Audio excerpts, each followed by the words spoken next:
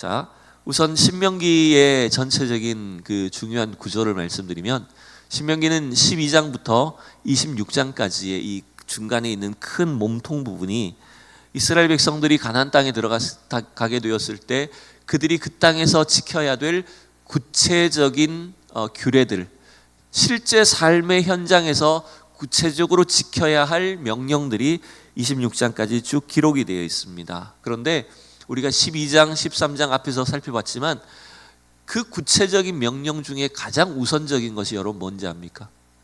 가장 중요하고 우선적인 명령은 뭐냐면 이스라엘 백성들이 하나님만 사랑하고 하나님만 섬겨야 된다는 겁니다. 뭐라고요? 하나님만 사랑하고 하나님만 섬겨야 된다는 거예요. 그래서 12장과 13장에 걸쳐서는 예배를 강조했었고요, 13장에서는 하나님을 섬기고 예배하는 것 외에 이방의 어떤 우상 숭배에 절대로 속거나 따르지 말라라고 하는 것을 강조를 했었습니다. 그래서 물론 우리가 한 2주가 지나버렸지만 13장에서는 어떤 것들을 속지 말라고 했냐면 가족들을 통한 속임수, 가족들을 통한 미혹이 있을 수 있다는 거예요. 거기에 속지 말라는 거예요. 제가 순서는 좀 바뀌었는지 모르지만 순서는 이겁니다. 제가 지금 착각했어요. 순서는 뭐였냐면 종교적인 미혹에 속지 말라는 게 첫 번째였어요. 그래서 온갖 미신, 우당, 꿈꾸는 사람, 영험한 어떤 뭔가 신기가 있는 사람 있다고 해도 절대로 거기에 속지 말라는 거예요. 미혹되지 말라는 거예요. 두 번째는 가족들의 어떤 미혹에 속지 말라. 즉 가까운 가족이 우리에게 뭘 이야기할 때 이 신을 한번 섬겨보자 이렇게 할 때 여러분 가족들을 거절하기 힘들잖아요. 그래서 그 가족들의 유혹을 속지 말라, 넘어가지 말라. 세 번째는 뭐였냐면 사회적인 미혹이 있을 수 있다는 거예요. 우리가 살고 있는 이 세상이, 사회가 모두 다 여러분 우상 숭배와 관련 있고 종교적으로 여러분 우리와 전혀 다를 때 그 속에서 믿음을 지킬 수 있는 것, 그래서 그 세상적인 유혹과 유행과 흐름에 속지 말라는 거예요. 그걸 강조했었어요. 자, 오늘 14장은 더 구체적인 삶의 영역으로 들어옵니다.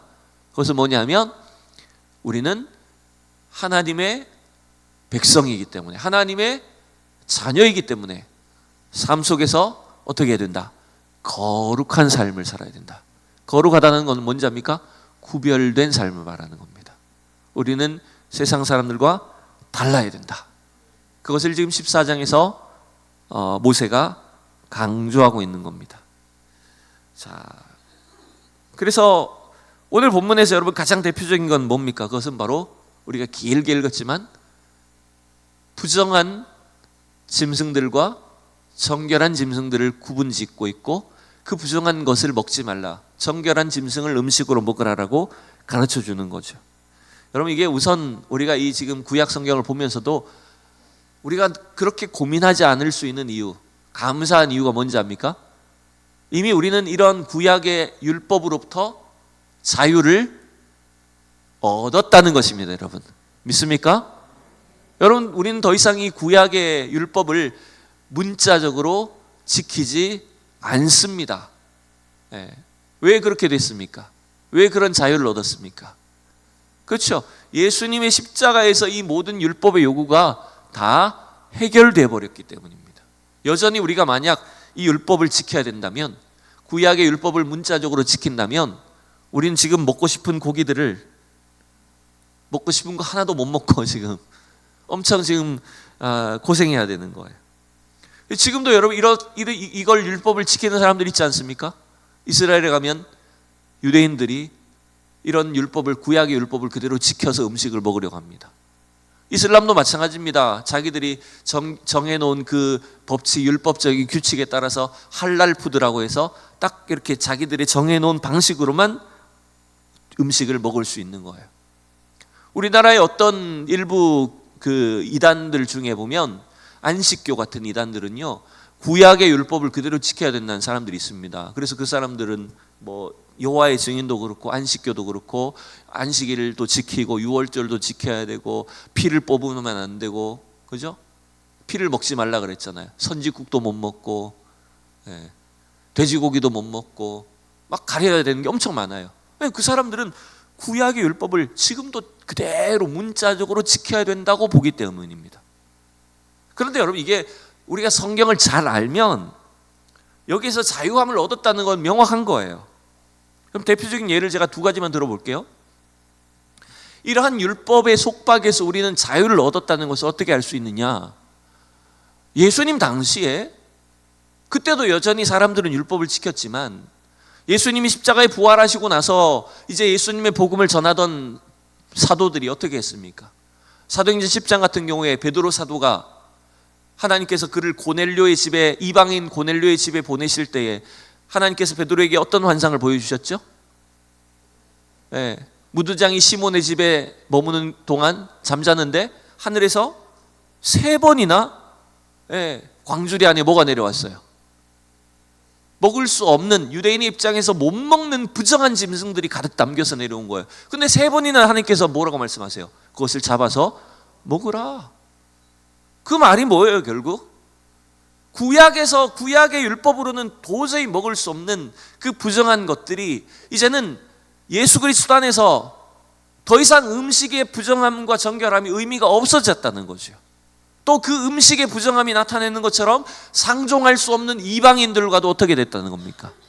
그들과의 모든 막혀진 담벼락이 다 허물어졌다는 거예요. 그래서 고넬료의 집에 보내신 것 아니에요. 그래서 고넬료의 집에 복음을 전했고 고넬료의 가정이 예수를 믿는 걸 보고, 아, 이방인들에게도 이제는 구원의 길이 열렸구나, 유대인이나 이방인이나 차이가 없게 되었구나, 그걸 주님이 보여주신 것 아닙니까? 또 여러분, 우리가 그 로마서나 고린도전후서 같은 경우에 보면 사도 바울이 뭐라고 했습니까? 어떤 사람들은, 믿음이 강한 사람들은 고기도 먹을 수 있고 이것도 먹을 수 있고 아무거나 먹을 수 있지만 믿음이 약한 사람들은 고기를 못 먹어요. 왜냐하면 그 고기들은 대부분 우상에게 바쳐진 제물들일 가능성이 높기 때문에. 근데 여러분, 사도 바울은 이제는 예수 그리스도 안에서 우리가 어떤 음식을 먹든 상관이 없게 되었다고 말합니다. 사도 바울 자신도 마찬가지죠. 그런 믿음의 자유를 얻었다는 거예요. 그런데 그런 자유를 얻었지만 우리가 고기를 안 먹는 이유, 고기를 안 먹을 수 있는 이유가 뭘까요? 뭐 술도 마실 수 있고 다 할 수 있다는 거예요, 여러분. 이제 가셔서 하라는 얘기가 아니라, 그런 자유가 있지만 우리가 스스로를 제한하는 이유가 뭡니까? 여러분, 이건 날 위해서가 아니에요. 건강을 위해서도 아니에요. 물론 그것도 필요합니다만은 그보다 더 중요한 것은 뭡니까? 교회의 유익을 위해, 덕을 세우기 위해서. 혹시 믿음이 약한 사람이 그 모습을 보고 시험에 들거나 또 믿음이 흔들리게 된다면 그것은 우리가 차라리 고기를 안 먹는 게 낫다라고 하는 것 아닙니까? 그러니까 율법을 지키기 때문이 아니라 우리는 복음 안에서 먹을 수도 있고 안 먹을 수 있는 그런 자유들이 생겼다는 것입니다. 자, 오늘 그걸 이미 우리는 결론을 다 알고 있지만 그럼에도 불구하고 신명기 14장에 이 말씀이 오늘 우리 시대에 우리에게 어떤 교훈을 주는지를 함께 여러분 살펴볼 텐데, 오늘 우리가 읽은 본문은 21절까지는 두 개의 주제를 다루고 있어요. 두 개의 주제를 다루고 있는데, 첫 번째는 1절과 2절에 나오는 것이 뭐냐면 몸을 상하게 하지 말라는 것이 첫 번째입니다. 우리는 하나님의 거룩한 백성이기에 세상 사람들이 하는 방식처럼 몸을 상하게 해서는 안 된다는 게 첫 번째고, 두 번째는 3절부터 21절에 나오는 것처럼 부정한 짐승들, 부정한 고기들을 먹지 말고 정결한 짐승에 먹어야 된다는 가르침입니다. 여러분, 이제 이 주제들이 여러 개가 있다고 치지만 이제 나중에는 우리가 읽지 않은 본문은 22절 이하의 본문, 거긴 돈에 대한 것, 11조에 대한 것이 나옵니다. 그건 이제 다음에 다룰 텐데, 이 주제가 다 다르지만 몸의 정결함이나 음식의 정결함이나 물질에 대한 정결함이나 주제는 다 다를 수 있지만 사실은 원리는 같아요. 왜 하지 말아야 될까요, 여러분? 왜 몸을 상하게 하는 일을 하지 말아야 될까요? 왜 부정한 짐승을 먹지 말아야 될까요? 그것이 사실은 뭐와 연관되어 있기 때문일까요? 이스라엘 백성들이 어디 들어갑니까? 곧 있으면 어디를 가게 돼요? 가나안 땅에 들어가요. 그러면 가나안 땅에서 누굴 만납니까? 그 가나안의 이방 민족들을, 우상을 숭배하는 사람들을 만나요. 결국 여기 사지 말라는 이 근본적인 원인과 이유는 뭐냐면 이것들이 전부 다 우상 숭배와 관련이 있는 것들이에요.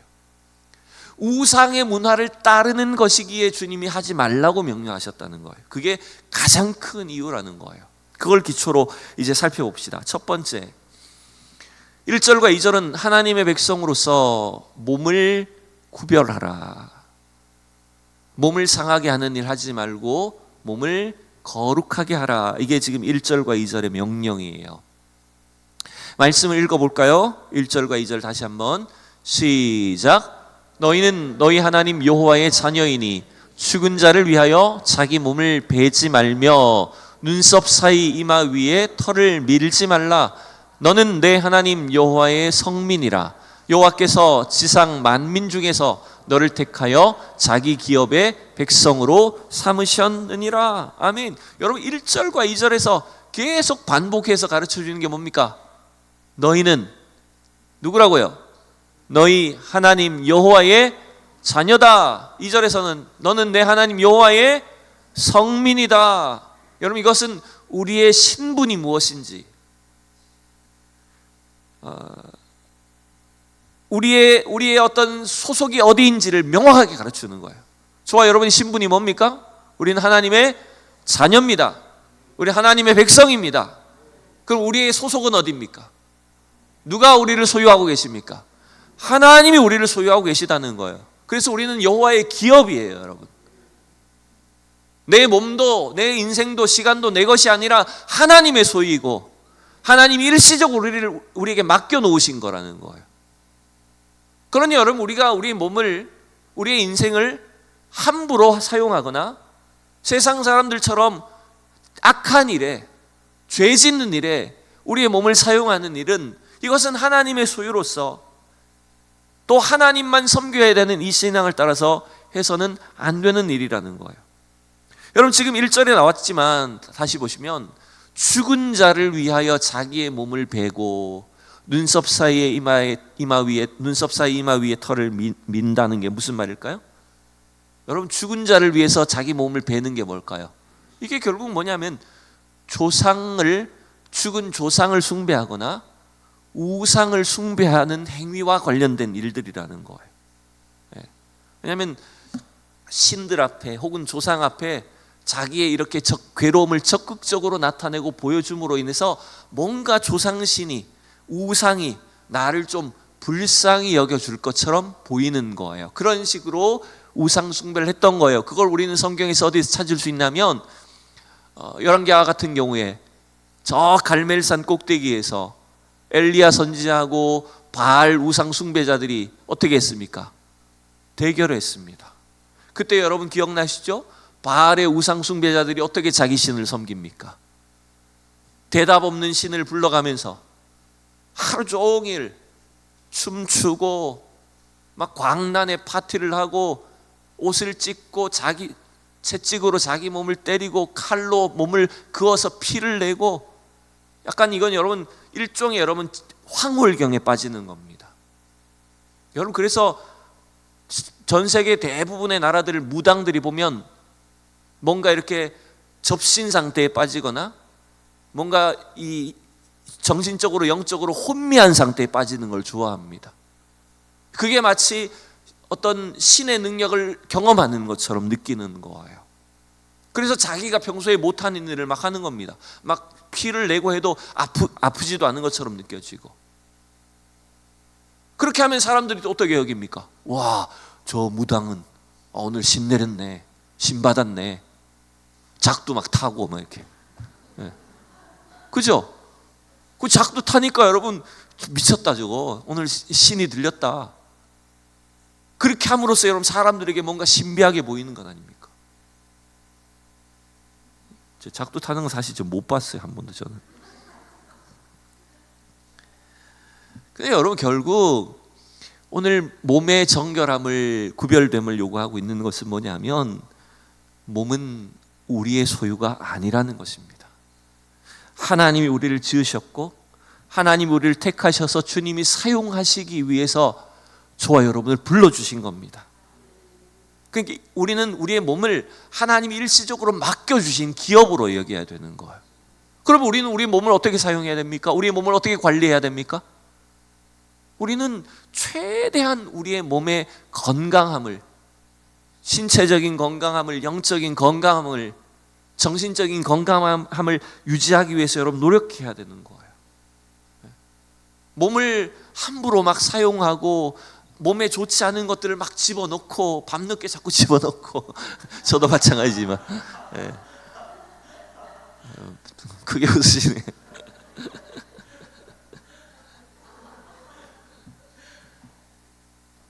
여러분, 하나님이 주신 몸을 우리가 최대한 건강하게 잘 사용하는 것이 여러분 성도의 사명이라는 거예요. 그러니까 여러분 가만히 생각해 보세요. 자기 몸을 제대로 돌보지 않으면서 주님 제가 주의 일을 하겠습니다 이러면 그럼 이상한 거잖아요, 여러분. 또 하나 우리가 이 몸의 정결함에 대해서 생각해야 될 부분이 있어요. 지금 제가 말하는 첫 번째 몸은 우리의 이 신체와 관련된 것이었다면 두 번째로 이 성경적으로 우리의 몸은 뭘 말할까요? 그것은 머리 되신 그리스도께 붙어 있는 교회로서 그리스도의 몸으로서의 우리 공동체의 건강함을 말하는 것입니다. 우리의 가정도 마찬가지고 우리의 교회도 마찬가지고 이 세상과 비교해서 비록 우리는 힘이 적은 것 같고 약한 것처럼 보이지만 세상 사람들이 하는 방식처럼 몸을 부정하게 하거나 자기 몸을 괴롭히는 일이 없어야 된다는 거예요. 여러분, 그리스도의 몸으로서의 교회가 몸을 정결하게 한다는 건 어떤 의미일까요? 그것은 우리가 서로를 깊이 사랑하고 그리스도의 몸의 지체로서 서로를 위해서 존재하고 있다는 걸 기억해야 되는 거예요. 우리가 한 몸이라고 하면서도 서로를 미워하고 서로를 섬기지 못하면 그건 자기 스스로 몸을 해치는 것 아닙니까? 그 몸이 건강하지 않은데 어떻게 세상 속에서 구별될 수 있겠습니까? 서로 다투고 싸우면서 어떻게 하나님의 나라를 이루고 하나님의 일을 할 수 있습니까? 여러분, 성령의 전으로서 그리스도의 몸인 우리의 교회가 그리스도의 몸인 우리 가정과 지체들 각 사람이 여러분 신체적으로 영적으로 건강함을 잘 유지해야 여러분 하나님이 정말 이 세대 속에서도 악한 세상 가운데서도 사용할 수 있는 주님의 도구들이 될 줄로 믿습니다. 그래서 모세는 첫 번째로 가나안 땅에 들어갈 이스라엘 백성들에게 하나님의 백성으로서 몸을 구별하라, 몸을 거룩하게 하라라고 요구한 것입니다. 두 번째, 3절에서 이제 21절은 하나님의 백성으로서 뭘 구별하라고요? 음식을 구별하라고 말합니다. 앞서 말씀드렸지만 오늘 이 3절에서 21절에는 이 긴 본문 안에 수많은 종류의 동물들, 물고기들, 새들 그런 것들이 가득하게 나타납니다. 근데 여러분 사실 이 각각의 동물들을, 각각의 짐승들을 왜 어떤 것은 먹어도 되고 어떤 것은 먹지 말아야 되는지의 기준이 사실은 명확하지 않아요. 감사해야 될지 모르겠지만 사실 명확하지 않아요. 그나마 명확해 보이는 것은 뭡니까, 여러분? 육상 동물들 중에서 어떤 것은 먹을 수 있다고요? 어떤 것은 먹을 수 있습니까? 굽이 갈라져 있고 또 되새김질하는 거, 그 다음에 물고기는 비늘이 있고 지느러미 꼬리가 있는 거, 그거는 먹을 수 있고 나머지는 못 먹는다, 뭐 이렇게 돼. 그나마 이제 기준이 있다면 그 기준인데 그 기준도 왜 있는지 사실 몰라요. 그죠? 그게 그렇게 뭔 큰 차이가 있을까? 뭐 우리가 짐작해 본다면 굽이 갈라져 있고 되새김질하는 요 짐승들은 대체로 보니까 이거는 성전에 하나님께 제물로 바쳐질 만한 그런 그 동물이긴 한 것 같아요. 그 나머지는 사실은 제물로도 못 바치는 것들이라 그런 것 같긴 합니다. 근데 결국 이것도 이러한 구분도 각각의 어떤 동물의 특징도 있겠지만 또 위생적인 이유도 분명히 있을 수는 있겠으나 더 명확한 것, 정확한 근거로 우리가 추론할 수 있는 것은 뭐냐면 그것은 그 부정한 짐승들이 사실은 뭐와 관련돼 있을까요? 이방인들의 우상 숭배와 관련이 있다는 겁니다. 그게 사실은 근본적인 이유일 거라는 거예요. 그래서 3절이 이렇게 말하잖아요. 3절을 보세요, 여러분. 너는 가증한 것은 무엇이든지 먹지 말라. 아니, 짐승이, 동물이 어떤 게 가증하고 안 가증한 게 있을까요? 짐승이 무슨 잘못을 해가지고 그렇게 가증할까요? 저 가증스러운 놈, 이렇게 동물 보면서 우리가 막 가증스럽다고 할 수 있나요? 없잖아요. 동물은 그냥 지 본능대로 사는데 뭐가 걔가 굳이 그렇게 가증해요? 여러분, 이게 가증하다는 건 뭐 때문일까요? 결국은 그 동물들이, 그 재물들이 전부 다 우상에게 바쳐진 것들이라는 거죠. 즉 이방인들은, 가나안 땅에 사는 이방인들은 하나님의 백성들과 다르게 지가 병들어 죽었든지 어디서 얼어 죽었든지 맞아 죽었든지 서로 자기들끼리 싸우다 죽었든지 아무 짐승이나 아무 동물이나 그냥 다 갖다 바쳐버리고 그걸로 제사 지내고 그걸로 파티하고 그런 음란하고 타락한 문화 속에 있었다는 거죠. 그러니까 그 이방인들의 문화, 우상 숭배의 그 문화와 그 전통을 보면서 그것이 마치 더 좋은 것처럼 착각해서 그 우상 숭배의 문화를 따르지 말도록 하는 것이 여러분 명확한 이유였다라고 하는 것입니다. 여러분, 어떤 의미에서는 오늘날 우리의 신앙에서 보면 지금도 여러분 이렇게 뭔가 의미 없는 그런 구별을 하는 사람들이 있긴 하죠. 아까 말씀드렸던 유대인들도 그렇고 이슬람 사람들도 그렇고요. 불교의 승려들은 어떻게 합니까? 고기를 자기의 종교적인 신념 때문에 고기를 먹지 못합니다. 구별합니다. 근데 뭔가 자기들 나름대로의 어떤 종교적인 이념과 가치를 지키기 위해 사는 것은 그 의미상은 우리가 본받을 만하긴 합니다. 그러나 우리는 무엇이든지 먹을 수 있고 무엇이든지 해도 되지만 우리가 철저히 오히려 구별해야 되는 이유는 뭡니까? 우리가 먹고 마시는 것도 구별해야 되는 이유는 뭡니까? 그것이 하나님이 없는 세상의 문화, 하나님이 없는 타락하고 죄악되고 우상숭배와 관련된 일이라고 한다면 우리는 의도적으로 그것을 거부해야 된다는 겁니다. 지금 우리가 돼지고기를 먹어도 된다, 먹지 말아야 된다, 이런 얘기를 하는 게 아닙니다. 우리가 살고 있는 이 시대 가운데 우리는 세상의 이 타락한 문화 속에 또 우상숭배의 문화 속에 그냥 아무렇지도 않게 살아간다면 여러분, 그건 너무나 오늘 이 율법이 엄격하게 요구하는 것을, 그 의미를 모른 채 사는 것입니다.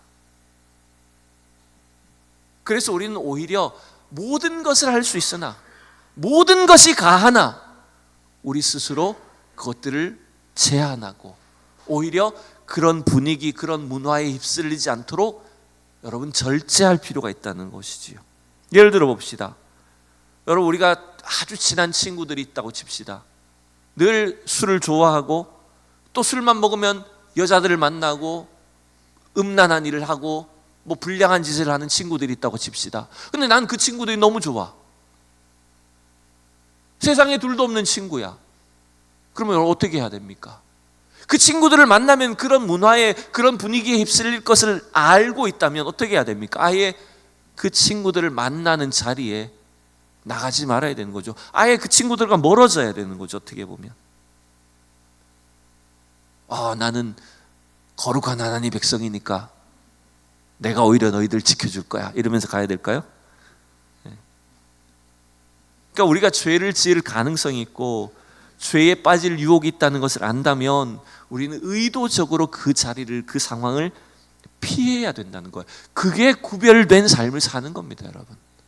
세상 사람들이 봤을 때는 아이고 저거 어디서 이상한 미련한 곰탱이 같고, 대학생 때 제가 복학을 하고 대학 다닐 때 저희 과 후배들이 저한테 뭐라고 했냐면 선배는 꼭 수도승 같아요 이렇게 말했어요. 그게 무슨 말일까요?